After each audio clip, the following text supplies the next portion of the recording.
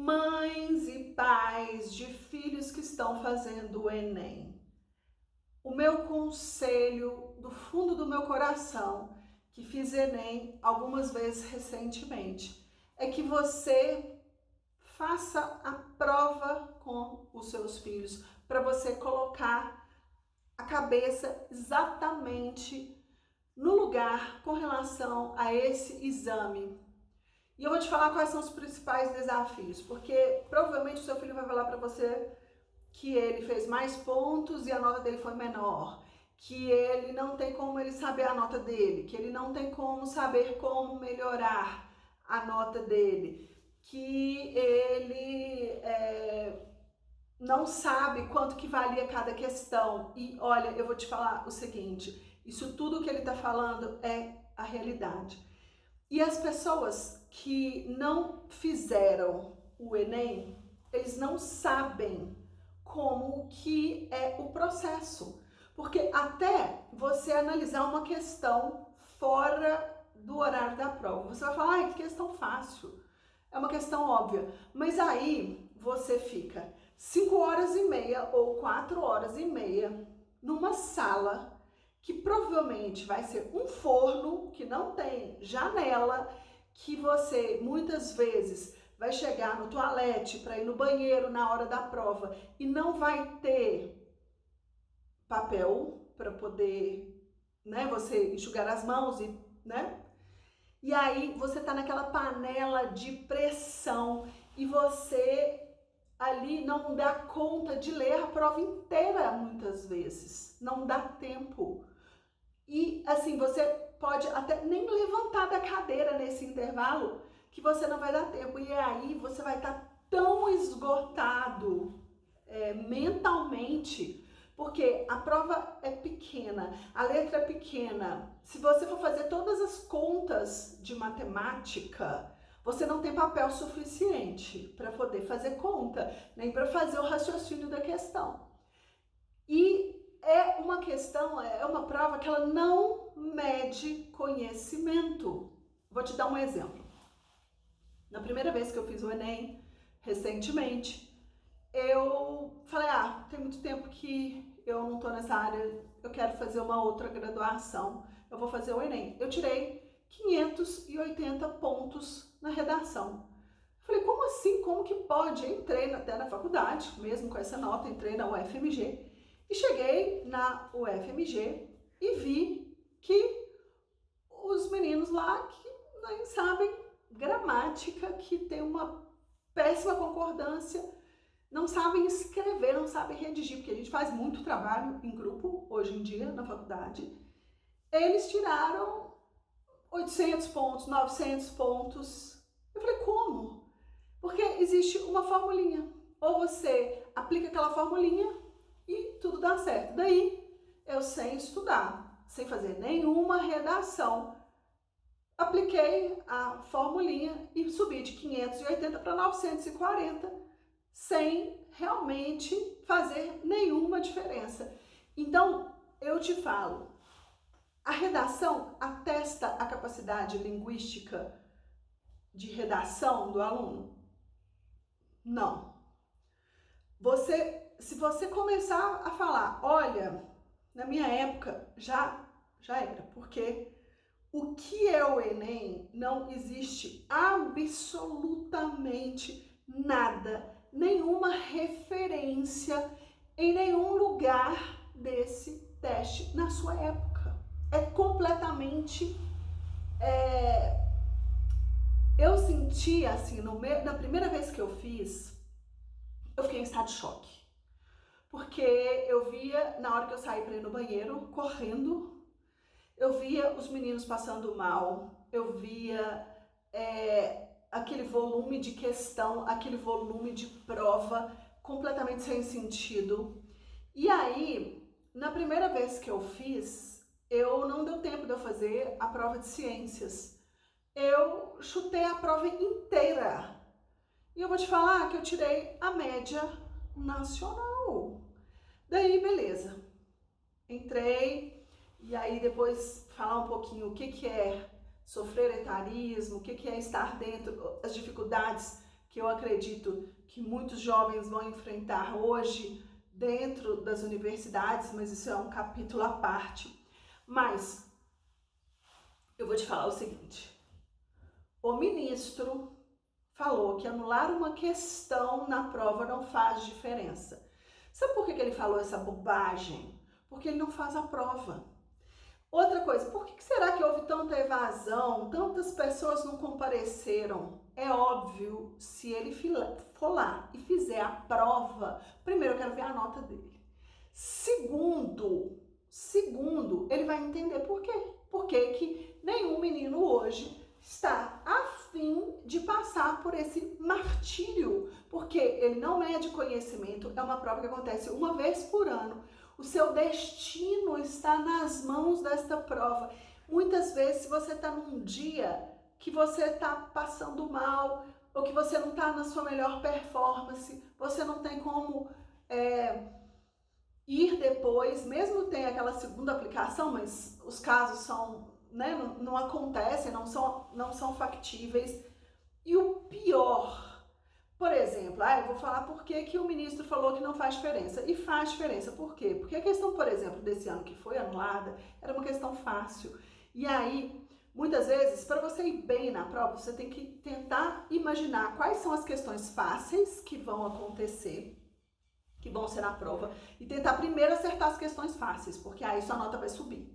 Se você acertar uma questão difícil, que ninguém acertou, e errar uma fácil, você vai tirar uma nota pior. Ou seja, se você sabe uma matéria, tem um conhecimento muito avançado de um determinado assunto e vai resolver uma questão mais difícil, você vai ser penalizado. Por quê?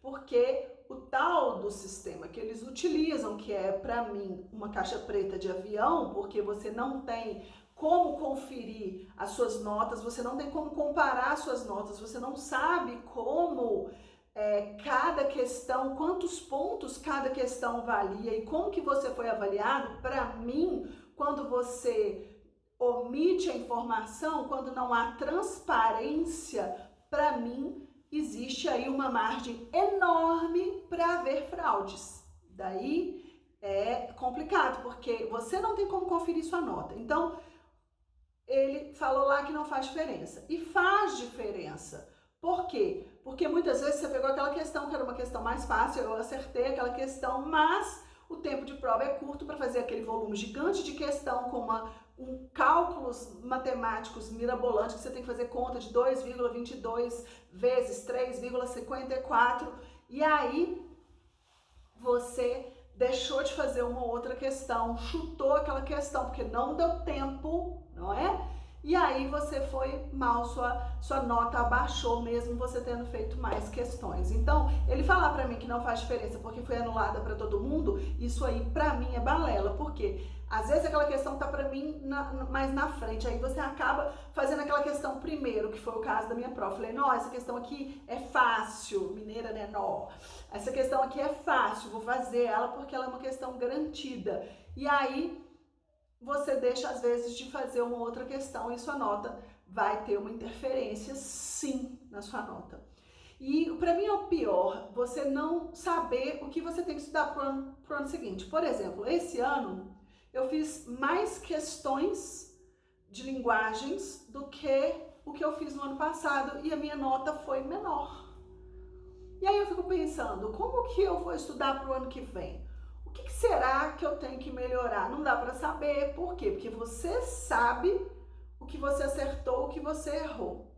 Mas você não sabe o que você tem que fazer para a sua nota no ano seguinte ser maior. Porque você não tem acesso à correção. Você não sabe por que você, mesmo tendo feito mais questões esse ano do que o ano passado, a sua nota foi menor. Eu tenho uma ideia, talvez foi porque eu errei, esse ano eu fiz mais questões nas provas, na prova de linguagens, mas eu tinha feito nos anos anteriores total na prova de inglês. Esse ano eu errei uma questão de inglês e aí eu acredito que deve ter sido essa questão errada em inglês, ou seja, eu não fechei a prova de inglês que abaixou os meus pontos. Mas eu tenho certeza disso? Não tenho certeza disso. Então, para o menino, muitas vezes, que está fazendo um curso difícil, numa ampla concorrência, você, até para poder se programar e estudar para o ano seguinte, é um desafio. Por exemplo, existem sites aí que você entra com a sua nota e ele simula a TRI e aí você mais ou menos sabe quanto que você tirou. Dá tudo errado. Na hora que você vai conferir, não tem como saber. Então, você não tem como saber a sua nota, você não tem como saber dentro das questões, por exemplo, na prova de História, Geografia, Sociologia e Filosofia. São questões, são juntas. Então, beleza, eu fiz tantos por cento em cada uma dessas questões. Mas o que eu tenho que estudar no ano seguinte para eu subir minha nota num patamar? Isso aí eu tô falando para aqueles meninos que vão fazer um curso mais disputado. É uma loucura, é uma loucura. Então, a única forma de você entender o que o seu filho passa é fazer junto. E eu aconselho, por quê? Porque aí você vai conseguir compreender, você vai conseguir auxiliar o seu filho e não vai ficar se comparando, porque o que era na nossa época, na minha primeira graduação que eu fiz na UFMG, não tem nada, absolutamente nada, nada a ver com o que era. É tudo muito diferente. O dia, a forma de correção, o que pede nas questões. Então, hoje, você provavelmente não tem que estudar para aprender, você tem que tentar achar uma forma de você fazer a prova melhor, ou seja, macetinho, não tem conhecimento. É você, ok, então eu vou ler o comando, leio a resposta, tiro duas e aí não leio o texto, porque se você ler o texto, você não tem como terminar a prova. É esse tipo de coisa, é como fazer uma questão sem ler o texto, que você tem que saber para passar. Porque se você não souber isso, se você for tentar ler o texto de toda a prova, você não termina a prova, você não lê a prova inteira. Esse ano eu fiquei super feliz que eu consegui ler todas as questões. E olha, eu vou te falar o seguinte, eu sou uma ávida leitora. Eu com 17 anos fiz curso de leitura dinâmica. Eu não leio da forma tradicional, eu leio com salto de olhos. Eu tirei uma nota excelente? Tirei. Obviamente, mas pensa nesses meninos. Então, muitas vezes, ao invés de você, como pai e mãe, ajudar o seu filho, você vai criticar, você vai desmerecer, você vai falar, não é possível que não tem como saber a nota. Quando eu conto isso para as pessoas da minha faixa etária, eles não conseguem compreender o que é o Enem e como que funciona a prova. Então, se eu, nessa idade, fui lá, sentei e fiz, você só vai gastar a inscrição da prova. E aí você vai entender a dimensão do problema. Primeiro, é uma prova que para mim não mede conhecimento e eu acredito que isto aí, para todos os profissionais da área, é uma fala comum. Por que eu tô te falando isso? Eu dei aula particular preparando os estudantes para o vestibular por 10 anos e eu fiquei muito tempo afastada porque eu estava fazendo outras coisas. E aí na pandemia eu fiquei parada, eu falei, vou fazer uma nova graduação, vou fazer o Enem. Então eu sou uma pessoa que tem um conhecimento acima da média. Ok, beleza. Mas o que eu não esperava é que essa é uma prova que, se você chutar a prova inteira, você vai tirar a média nacional. Então, o que isso me leva a supor? Isso me leva a supor que, se você chuta uma prova inteira e tira a média nacional, o que a maioria dos alunos está fazendo? Chutando a prova inteira.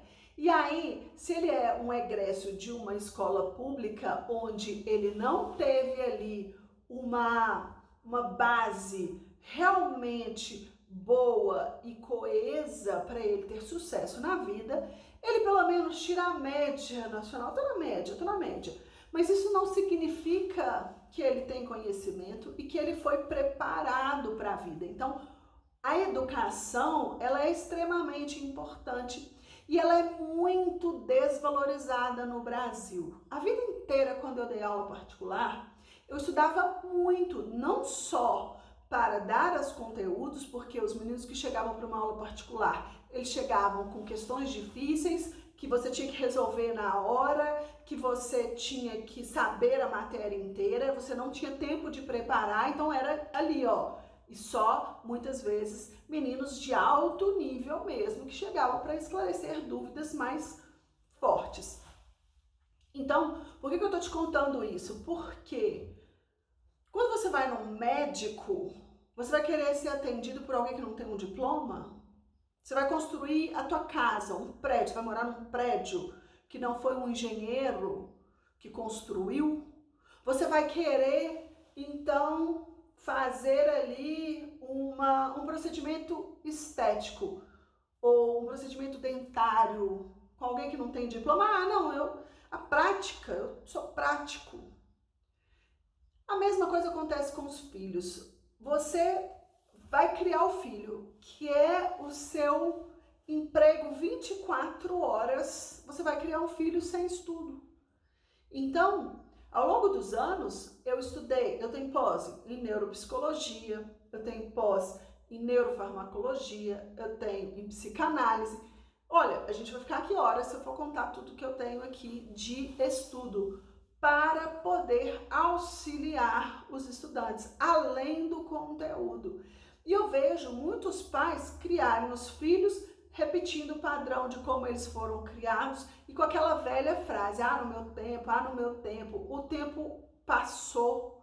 Hoje é outra coisa, é outro mundo. Então, se você quer que o seu filho tenha sucesso, o meu conselho é que você se aprofunde em entender o processo. E talvez você só vai conseguir entender se você sentir na pele o que eles passam, para que você possa auxiliar o seu filho a fazer as melhores escolhas, a você ter harmonia com o seu filho ou sua filha, para que eles possam ter um sucesso na vida, para que eles não entrem numa espiral de depressão, de tristeza, que muitas vezes eles fogem. Nessa última prova, na hora que eu cheguei para fazer a prova, uma menina chegou tremendo. Por quê? Porque ela esqueceu o documento de identidade. Ela pegou o título de eleitor. Mas, no fundo, o que deu para perceber? Ela estava com tanto medo da prova, ela sabia que a prova era tão difícil e ela estava fazendo pela segunda vez, que, de alguma forma, eu não sei se foi intencional ou foi um pânico que deu nela, ela não levou o documento. E isso eu vi a mãe berrando no celular com a menina, falando com ela que ela não valoriza tudo que ela fez por ela, o esforço, como que ela vai para a prova, esquecendo a carteira de identidade. Ela não conseguiu perceber que a filha dela está na beira de uma depressão por causa de uma prova. Ela não conseguiu auxiliar. E muitas vezes você precisa sim estudar, fazer um curso, porque o seu filho é o seu emprego de mais longa duração. E as pessoas hoje no Brasil desqualificam a educação. Ela é tudo para você ter sucesso na vida. Existem pessoas que tiveram sucesso na vida sem ter feito um curso superior. É claro que existe. Não estou falando isso. Eu estou falando que se você tem a oportunidade de ter acesso a uma educação e a um estudo, com certeza você vai errar menos.